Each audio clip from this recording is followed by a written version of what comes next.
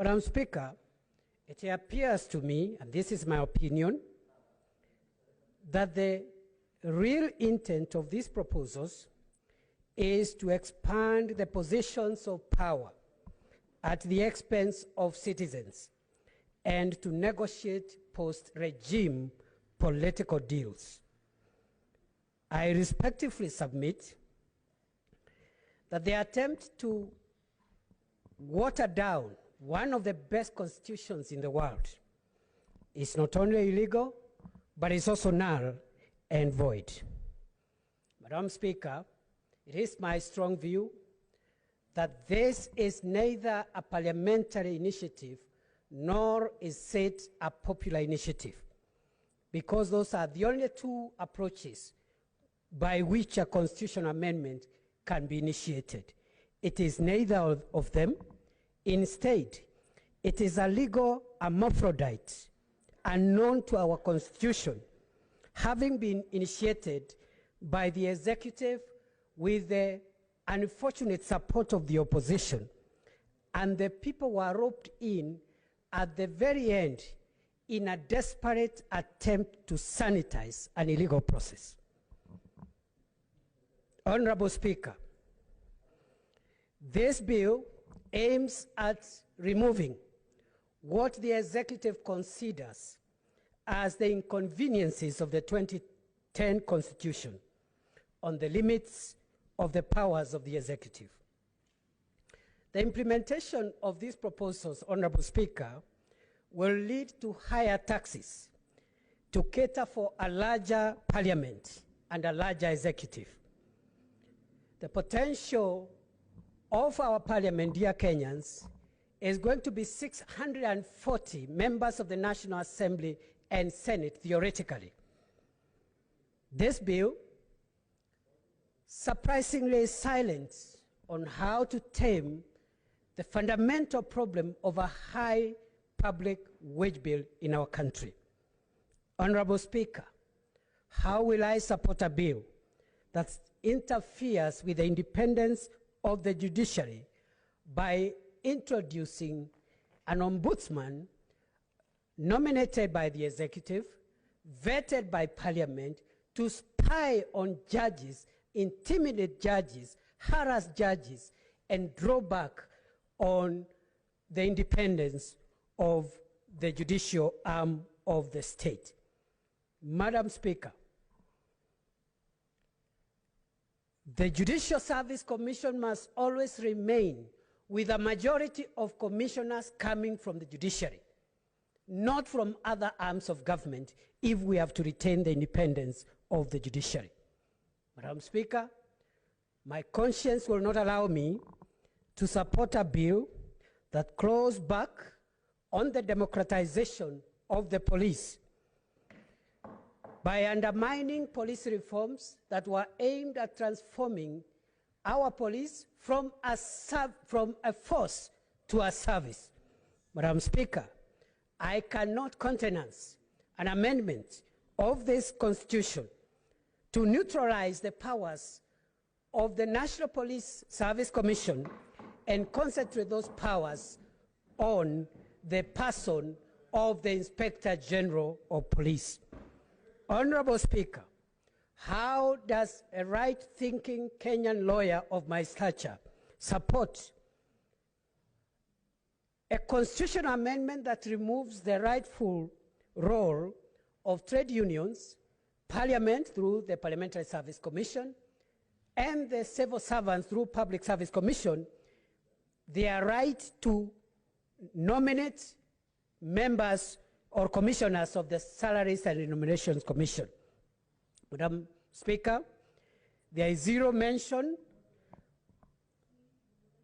or no attempt to deal with the question of the public debt, which is crippling this country, Madam Speaker. This country is on the verge of being wound up, and nobody is talking about it. Instead, we are talking about Prime Minister and Deputy Prime Minister, and more members of Parliament. Madam Speaker, I have had people defend the 70% of GDP debt burden in this country as sustainable. It is not. I have heard some cavalier mention of the debt burden in Japan, which is 250%, and Singapore at 131%, and the United States of America at 106% as examples why 70% of Kenya's debt is sustainable. Nothing can be further from the truth than that. Take the example of Japan, Honorable Speaker. Japan, 92% of the debt is domestic, is not foreign. Much of Kenyan debt is foreign.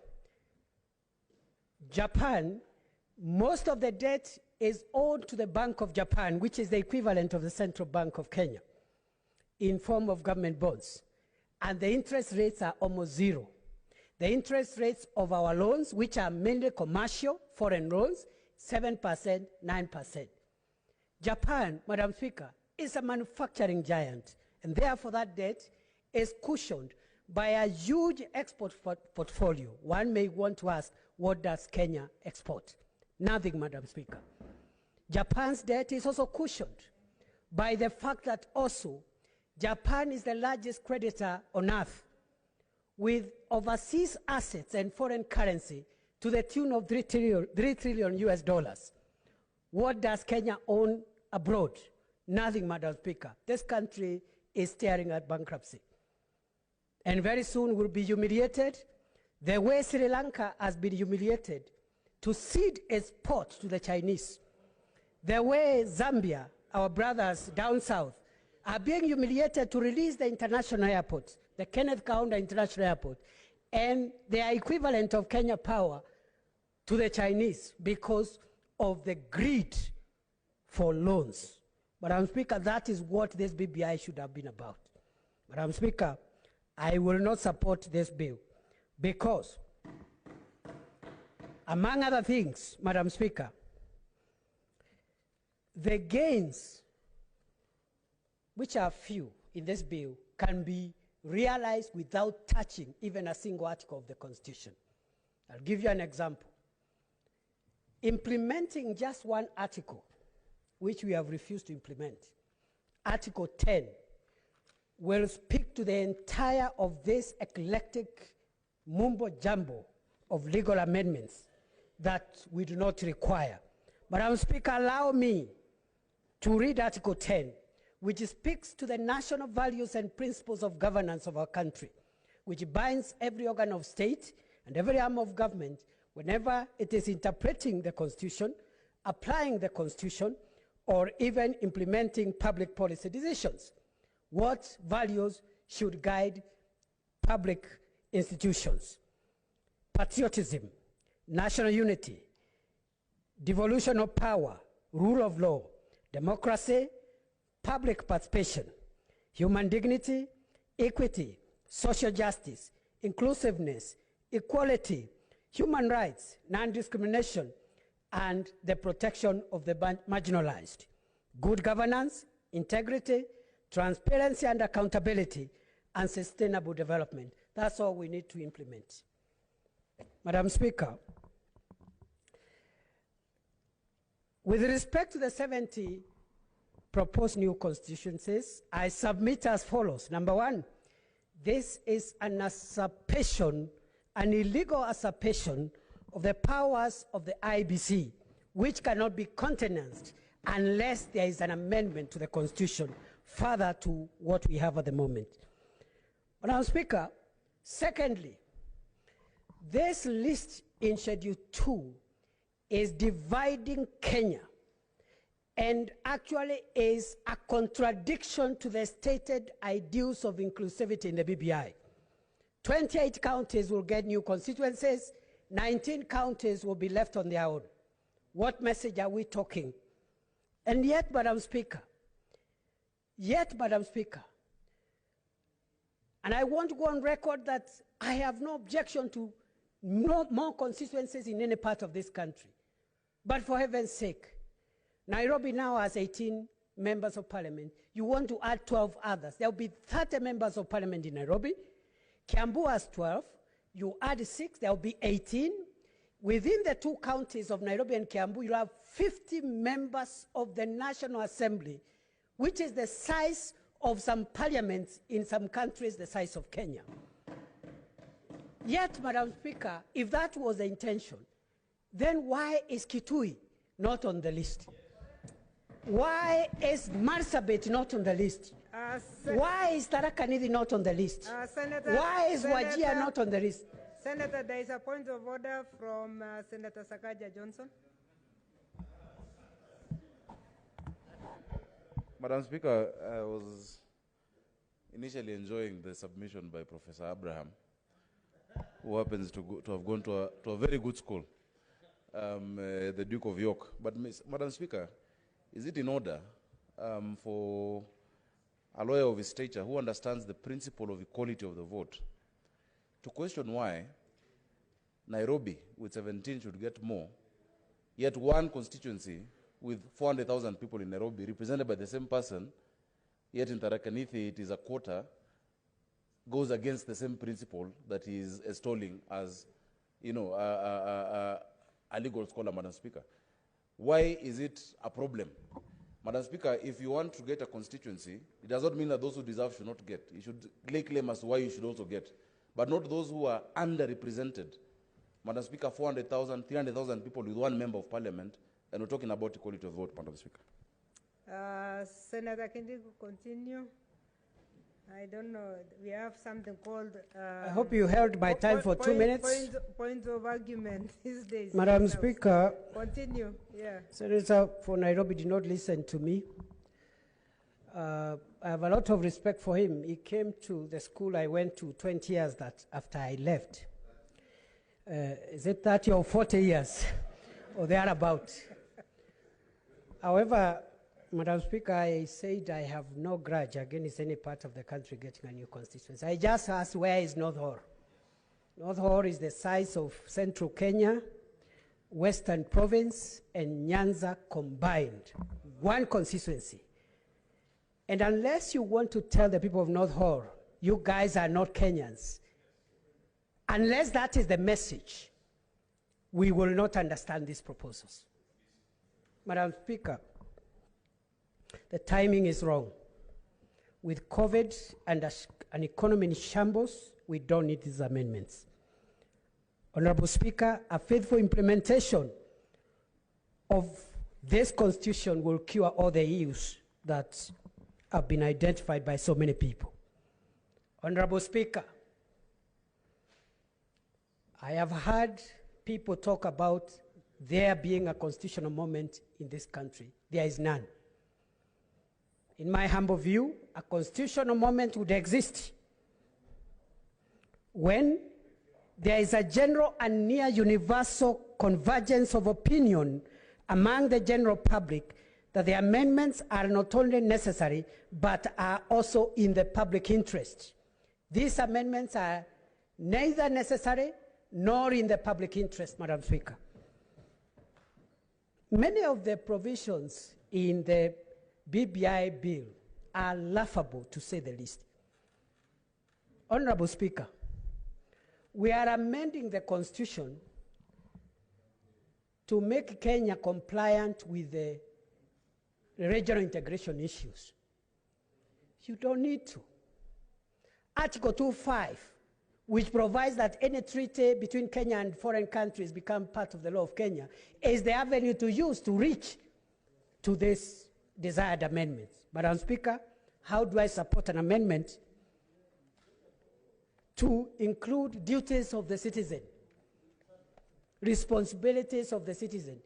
Just implement the African Charter on Human and People's Rights, which Kenya ratified in October 1981. How do you support amendments to strengthen Chapter 6 and fight corruption when we have 12 acts of parliament speaking on corruption, and corruption has tripled in the period? Madam Speaker, we are only creating a larger parliament, a larger executive, and entrenching exclusion by saying that once you have representatives of 2 or 5 of the 44 communities of Kenya represented in the national executive, then there will be stability. And the 39, the rest of the 39 are left to their own devices. Madam Speaker, I have seen a curious amendment. And I want to speak to two things because I can see I have 5 minutes. The first one, the danger we are creating by deleting Article 123, which is on the decision making of the Senate. That danger will live with us for the next 2 centuries.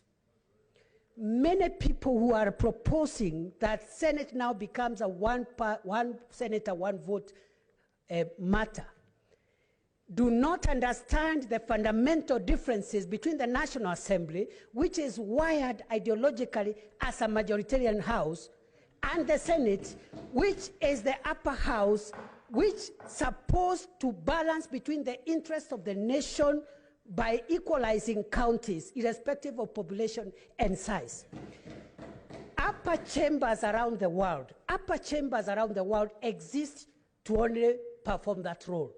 Include that, as much as we are pushing 1 man, 1 shilling, 1 everything, 1 what, we don't lose the nation. And that is why in this house, Lamu with its 2 constituencies has 1 vote. Nairobi with its 18 has 1 vote. Unlike in the National Assembly, this is an ideological issue. I am ashamed. My colleagues, senators, can sit here and supervise the massacre of devolution in this house. And Madam Speaker, this house now we are going to have 94 senators. The extra colleagues who are coming on gender issues will have no work. This is a house of devolution. Remain in the National Assembly, do affirmative action programs. What are you coming to do here that the elected senator per county cannot do? We are a house of equity, a house of devolution, and a house of balancing the units and the center. The final remarks, Madam Speaker, I want to make. I remain of the respectful and firm view that BBI and its proposals to amend the Constitution are the unpleasant result of an unfortunate process aimed at settling political scores. All the proposals can be effected without tampering with the Constitution by faithfully implementing the Constitution.